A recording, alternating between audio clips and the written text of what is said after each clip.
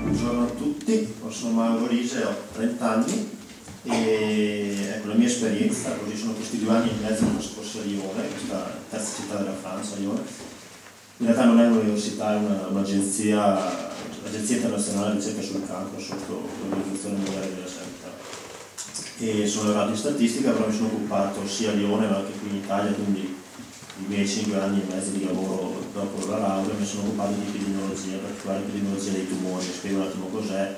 L'epidemiologia cerca di studiare le cause, i fattori di rischio dei tumori e di capire la distribuzione nelle popolazioni e anche come varia nel tempo. Questo un po' sinteticamente il termine.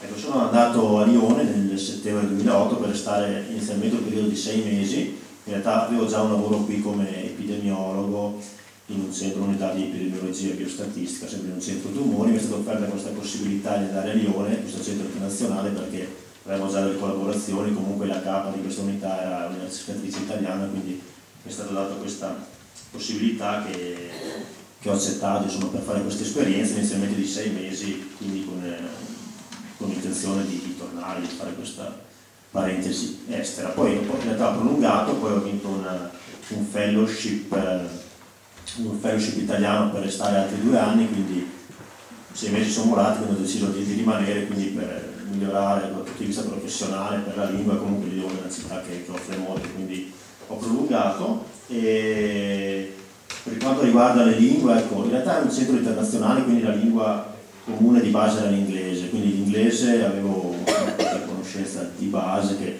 comunque era un inglese parlato in questo centro, non era l'inglese britannico e americano, era questo inglese mondiale, globale, parlato da gente da tutto il mondo, quindi un inglese forse anche più povero, con pronunce diverse, con meno vocaboli.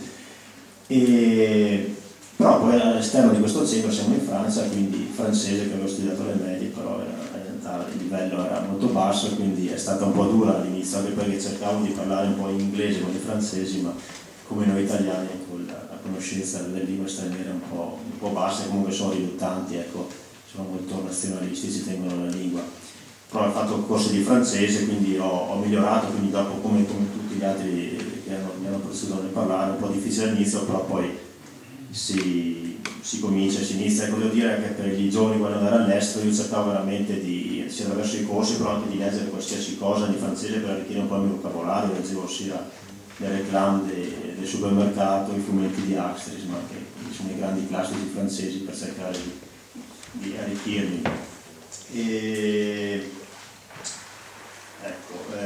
Ho trovato a Lione un'associazione che si chiama Lione International, un'associazione fatta di famiglie lionesi che cercano un po' di coinvolgere soprattutto i giovani. Ci sono anche molte università a Lione e molti giovani che vengono a Lione, quindi cercano di far conoscere un po' quello che è la Francia, le loro abitudini, e quindi ho trovato questa associazione che forse anche noi nel nostro piccolo è un po' per integrare con chi viene da fuori e cercare di farci conoscere, di far conoscere il nostro territorio. Quindi ho trovato positiva l'idea e lo spirito di questa associazione.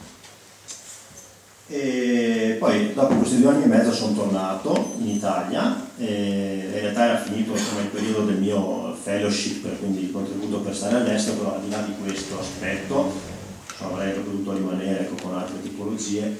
In realtà quello che un po' si sente, parlavo prima anche con Valentina, che anche lei se si sente che c'è il momento di rientrare, si tocca, insomma, qualcosa che ti dice, la nostalgia forse, che ti dice è il momento per me.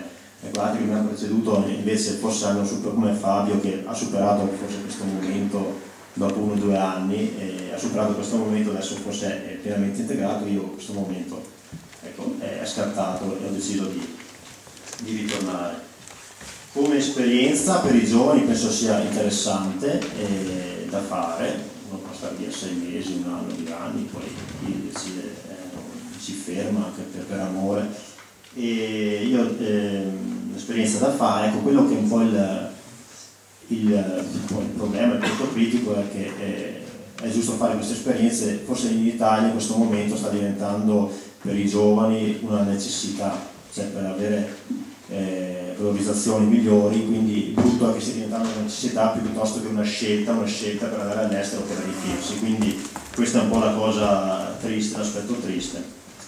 E poi una cosa, mi collego al Belluno Radici, che è il social network di cui si occupa Marco Crepaz, forse anche questo network che mette in risalto queste eccellenze italiane all'estero, potrebbe essere anche interessante da parte di giovani che sono qui e che magari vorrebbero andare all'estero, avere l'opportunità di interagire con queste persone che sono all'interno del social network, così per chiedere consigli, capire e avere la possibilità di avere degli appoggi o dei consigli per andare all'estero.